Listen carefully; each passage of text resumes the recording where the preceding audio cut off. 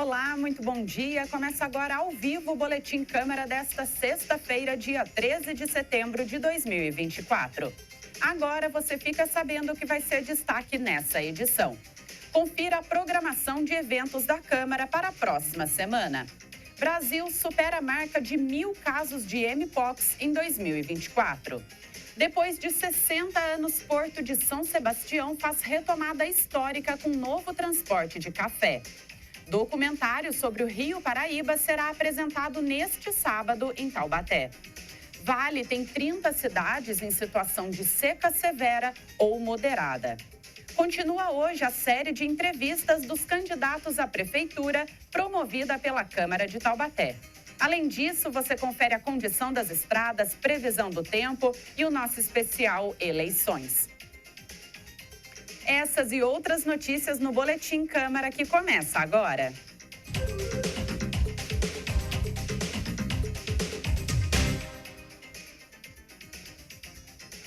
Começamos o nosso Boletim Câmara com a nossa estagiária Ariane Viana, que traz para a gente a programação da semana que vem aqui na Câmara. Confira. Vai ser uma semana bem diferente do que a gente está acostumado, porque na quinta-feira, dia 19, tem um debate entre os candidatos à Prefeitura de Taubaté. E afinal, isso é um evento que só acontece há 4 anos, não é mesmo? Então fica o convite para você assistir a TV Câmara e a partir das 7h30 da noite, com a nossa equipe toda preparada para levar a programação até a sua casa. Antes disso, na terça-feira, você já sabe, tem sessão ordinária a partir das 2h da tarde, para discussão e votação de requerimentos, moções e projetos de lei. Acontece ainda na quarta-feira, a partir das 2h30 da tarde, uma solenidade comemorativa ao Dia da Bíblia. O pastor Ismael Tavares de Oliveira, da comunidade evangélica, o cônego José Luciano Matos Santana, da comunidade católica, e o representante da comunidade espírita, Luiz Gustavo Fonseca Mulato, vão conversar sobre o tema Porque dele, por ele e para ele são todas as coisas. Glória, pois a ele eternamente. Amém. O vereador Jessé Silva irá apresentar a saudação oficial.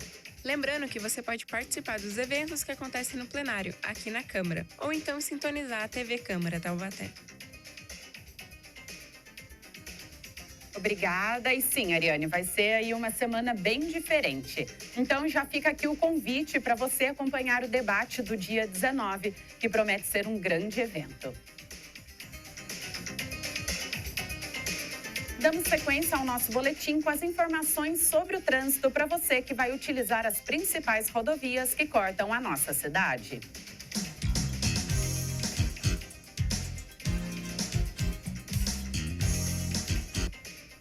Floriano Rodrigues Pinheiro, sentido Serra da Mantiqueira, tem bastante movimento ao longo de toda a estrada nos 2 sentidos da pista. Na altura de Taubaté, o trânsito mais intenso está sendo registrado sentido Campos do Jordão. Na rodovia Oswaldo Cruz, sentido Litoral Norte, também tem bastante movimento intenso, sentido Ubatuba.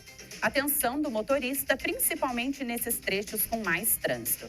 Mantenha sempre a distância segura do carro à frente e lembre-se de descer engrenado. Essas informações são do DR, que é o Departamento de Estradas e Rodagem. Já a rodovia Presidente Dutra tem 2 pontos de lentidão. O primeiro trecho é dos quilômetros 136 a 139, altura de Eugênio de Melo, em razão do excesso de veículos. O segundo ponto de lentidão é no quilômetro 154, altura do Jardim das Indústrias, também em São José dos Campos, em razão de obras na pista. E o fluxo segue pela esquerda. Nós temos imagens ao vivo da rodovia Presidente Dutra.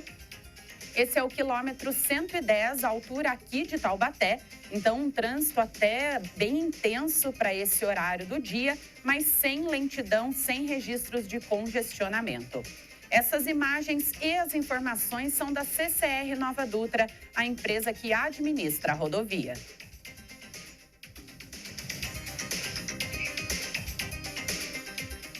Faltam 23 dias para as eleições municipais e a Justiça Eleitoral já contabiliza mais de 34 mil denúncias sobre práticas irregulares de propaganda, como conta o nosso repórter Lincoln Santiago.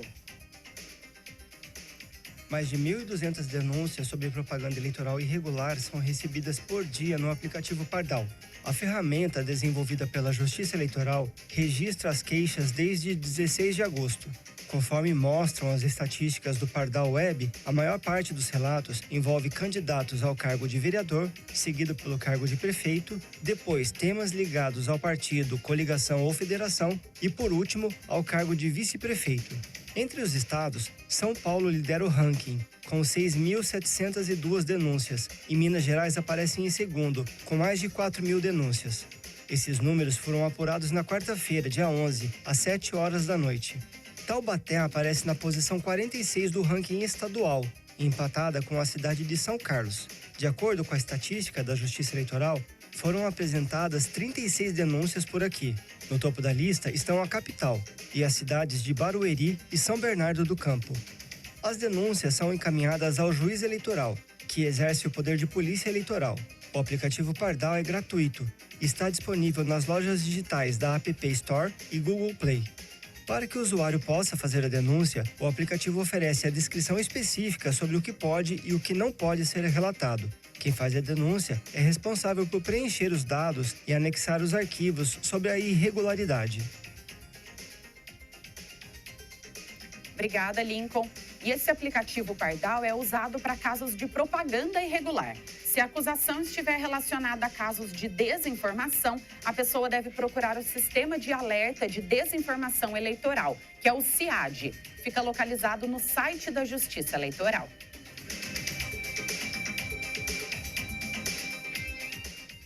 E ontem foi dia de solenidade aqui na Câmara de Taubaté. Foi celebrado o Dia do Obreiro Evangélico e o repórter Lucas Levin conversou com o vereador Moisés Pirulito, que foi o orador oficial do evento. Vamos conferir. Nós estamos aqui no plenário de Orreguizar, onde aconteceu a solenidade do Dia do Obreiro Evangélico, para conversar com o vereador Moisés Pirulito, que foi o orador oficial da solenidade. Vereador, por que é importante homenagear esse nicho da sociedade? Bom, é um momento muito importante onde nós reconhecemos o belo trabalho que esses ministros e obreiros na cidade de Taubaté fazem na cidade. Eles fazem um trabalho maravilhoso e hoje nada mais, nada menos que é um dia de reconhecer nessa solenidade um pouco do trabalho desses ministros. Isso é muito importante para a nossa cidade e uma solenidade tão importante do Poder Legislativo, de reconhecer essa camada da sociedade que é feita com tanto amor e carinho à população. E nada como poder reconhecer em vida o bom trabalho dos cidadãos, né? Com certeza, não deixar para depois, né? A gente reconhece agora, homenageia essas pessoas que fazem um belo trabalho nesse momento hoje, nesse momento na cidade. Tem outras solenidades que fazem pós-morte, né? Mas a gente aproveita essa solenidade para reconhecer o trabalho desse pessoal, dessas pessoas que fazem um trabalho maravilhoso na nossa cidade. Obrigado, vereador. Eu que agradeço. E a gente conversou com o vereador Moisés Pirulito, que foi o orador oficial da solenidade do Dia do Obreiro Evangélico. Volto com o estúdio. Obrigada, Lucas, e obrigada também ao vereador pela disponibilidade em nos conceder a entrevista e parabéns aos homenageados. E agora nós vamos falar sobre saúde. O Brasil superou a marca de 1.000 casos de Mpox só nesse ano. O número supera o total notificado em todo o ano passado. A repórter Tânia Vinhas traz mais informações sobre esse assunto. Segundo dados divulgados pelo Ministério da Saúde, de janeiro até a primeira semana de setembro deste ano, o Brasil registrou mais de 1.000 casos confirmados ou prováveis de Mpox. 1.015, para ser mais exato. O número supera o total de casos notificados ao longo de todo o ano passado, quando foram contabilizados 853. Ainda tem 426 casos suspeitos da doença. De acordo com o boletim, o Sudeste concentra a maior parte dos casos de Mpox no país, 80,9%, ou 821 do total. Entre os estados com maiores quantitativos de casos estão São Paulo, com 52,5%, e Rio de Janeiro, com 22,1%. Apenas 2 estados seguem sem registro de casos, Amapá e Piauí. A grande maioria das pessoas com a doença é do sexo masculino. A grande maioria mesmo, 94,2%. Já a faixa etária de 70% dos casos é de 18 a 39 anos. A boa notícia é que somente 7% dos casos precisaram de hospitalizações, sendo que apenas 5 casos, 0,5%, foram para a UTI. E, de acordo com a pasta, não foram registrados óbitos por mpox até o momento. Também não foram notificados casos da nova variante 1B, cepa identificada no ano passado na República Democrática do Congo. Volto com vocês. Obrigada, Tânia. E o contágio da doença acontece principalmente por contato direto com a pele, lesões ou secreções de uma pessoa infectada. Também é possível pegar a mpox pelo compartilhamento de objetos contaminados recentemente. E qual é a sua opinião sobre as matérias e as notícias que nós trouxemos até agora? Eu convido você que nos acompanha a participar conosco aqui do nosso Boletim Câmara. Entre em contato com a gente pelo nosso WhatsApp, que é o DDD 12 3625 9525. É esse número que aparece aqui na tela para você. Você também pode mandar a sua opinião sobre a pauta de votação das sessões, sobre os projetos apresentados pelos vereadores e sugerir temas para nós trazermos aqui no Boletim Câmara. Fique à vontade para participar do nosso programa.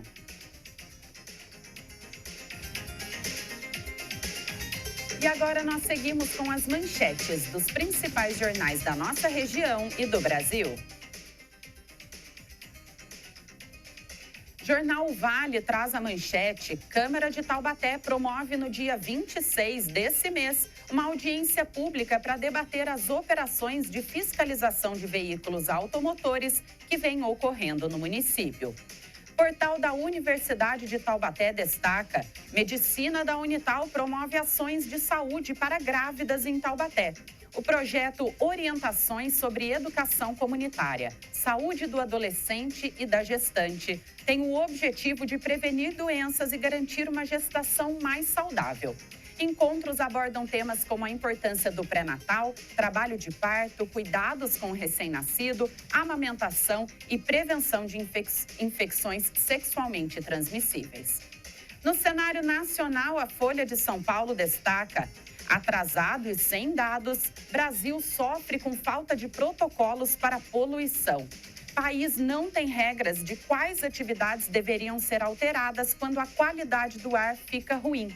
Governo Lula afirma que trabalha para criar normas gerais. E, por fim, o jornal Estado de São Paulo traz como manchete: seca já provoca racionamento de água em cidades do interior de São Paulo. Incêndios no interior agravam crise, elevando o consumo no combate ao fogo. Sabesp diz que não restringe abastecimento nos 375 municípios onde opera, mas pede para a população economizar.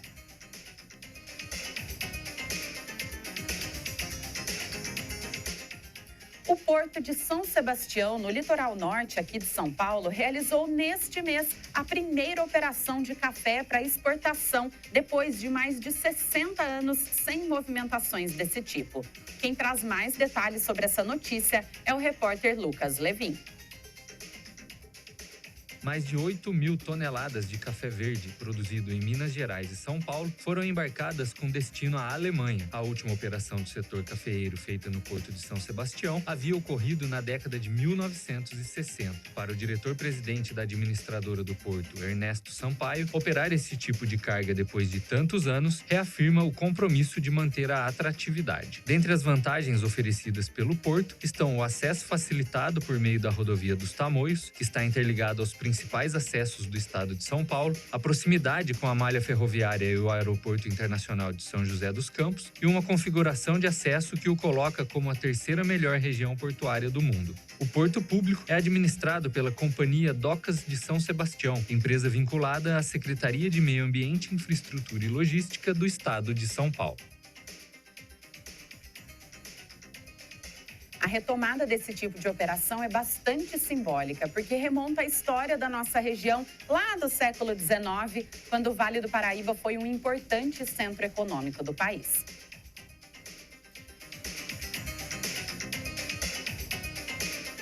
E agora seguimos e vamos com o nosso especial Eleições.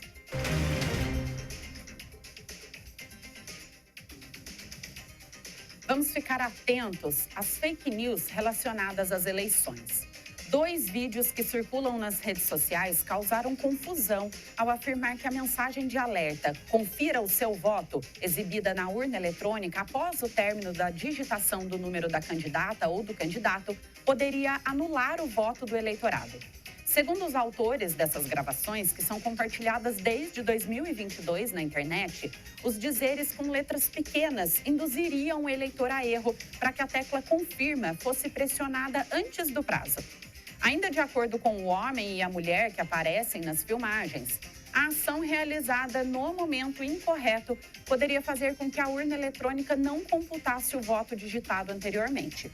Como solução a esse suposto problema, ele propõe que o eleitor aguarde a mensagem sumir da tela e a aparição de um aviso indicando a hora certa para confirmar a votação.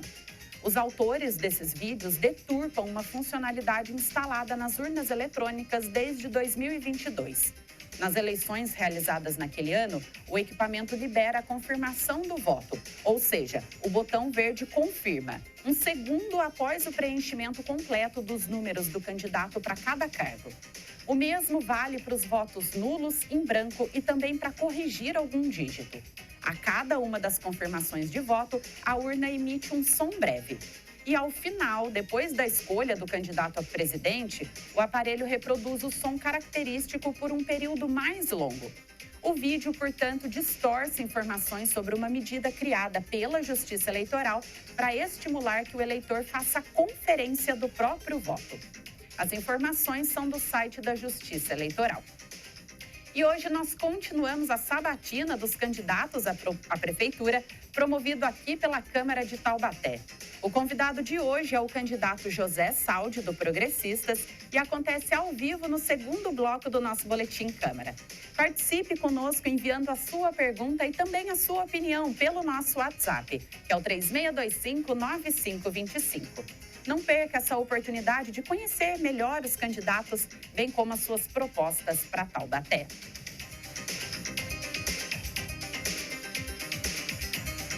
E agora vamos com a previsão do tempo. As informações são do nosso estagiário Murilo Henrique.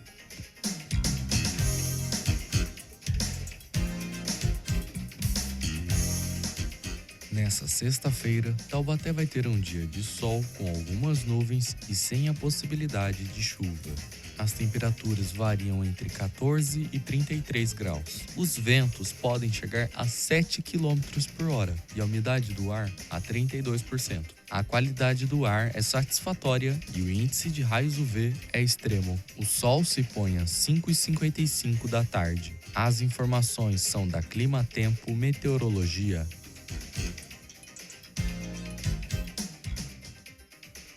Obrigada pelas informações, Murilo. E amanhã as temperaturas continuam muito elevadas, chegando a uma sensação térmica de aproximadamente 37 graus. Muito calor, baixa umidade do ar e poluição. Mas no domingo, como eu adiantei ontem, há 42% de chance de chuva, trazendo um alívio para o meio ambiente e também para a nossa saúde. E já fica um alerta. Pode ocorrer um fenômeno conhecido como chuva preta. Depois de um período muito seco, fumaça, poluição e poeira, a chuva pode trazer consigo toda essa sujidade que está no ar, chegando nas nossas casas com a cor preta. Então, não se assuste, mas se prepare para se proteger na hora da chuva e também para limpar a sua casa, né? Mas toda essa limpeza vai valer a pena, viu? Porque essa frente fria que vem do sul promete aumentar a umidade do ar e vai fazer um bem para a nossa saúde.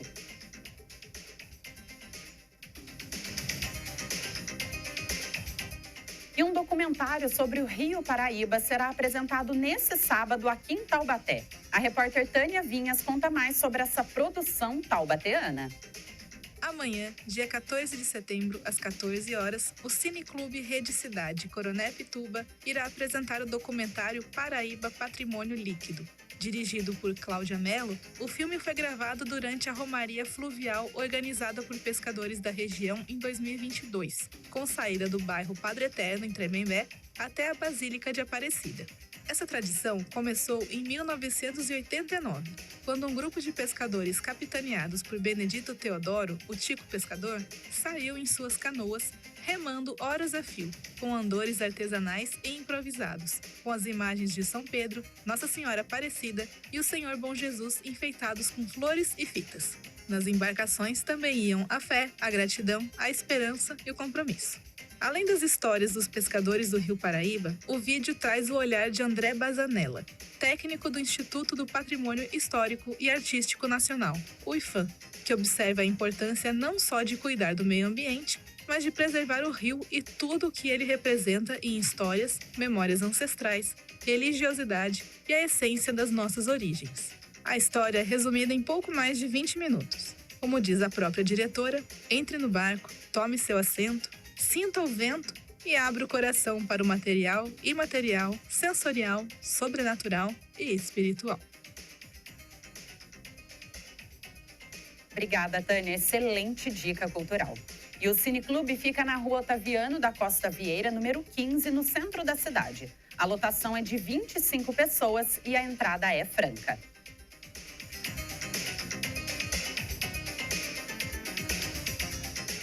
Um estudo do núcleo responsável pela prevenção e gerenciamento de desastres naturais aponta praticamente todo o vale como situação de seca moderada. Lucas Levin traz mais informações.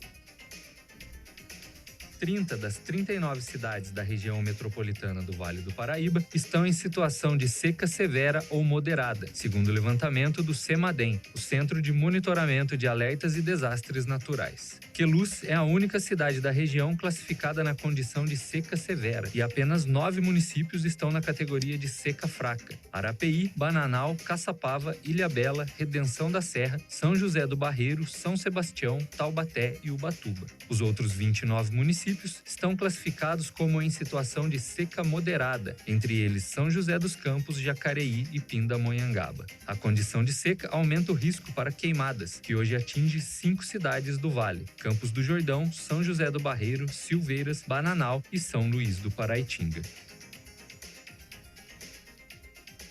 Os dados fazem parte do Boletim de Monitoramento de Secas no Brasil e consideram a análise de um período de 3 meses.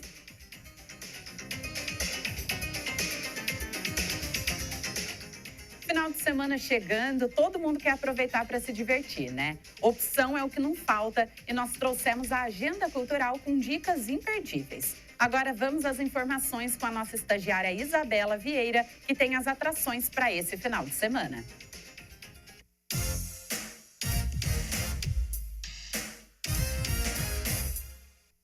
E aí, ainda não sabe o que fazer nesse final de semana? Então se liga nas dicas de hoje da Agenda Cultural. Começando por sexta-feira, o SESC realiza a última oficina de jogos livres. A atividade conta com jogos digitais, de ação, tabuleiro e quebra-cabeças. A oficina acontece das 6h30 da tarde até às 8h30 da noite e é aberta para todos os públicos. Ainda no SESC, também na sexta-feira, o projeto Boca Pra Que Te Quero realiza uma performance com foco na boca como um instrumento.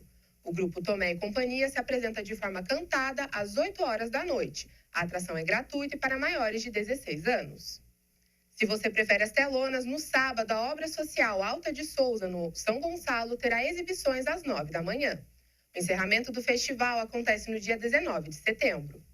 No sábado, o Teatro Metrópole recebe, a partir das 7 horas da noite, o grupo Passo Centro de Dança. A apresentação O Melhor de Nós é de classificação livre e os ingressos, para você não perder essa, estão sendo vendidos na Companhia de Dança Passos. E para encerrar com humor lá em cima, no dia 17, a Terça do Riso apresenta o show de calouros no Teatro Metrópole.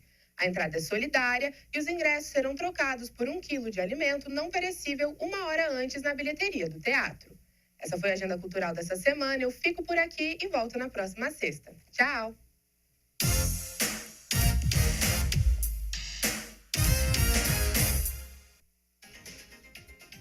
Obrigada, Isabela. Ótimas dicas. Eu te encontro na próxima sexta-feira com mais dicas de lazer e entretenimento. E agora nós vamos para um breve intervalo e na volta nós damos sequência à série de entrevistas com os candidatos à Prefeitura de Taubaté. Hoje é a vez de entrevistar José Saldi, do Progressistas. Essa é uma iniciativa aqui da Câmara de Taubaté para ajudar você a escolher o próximo prefeito ou prefeita de Taubaté. Não saia daí, a gente volta já.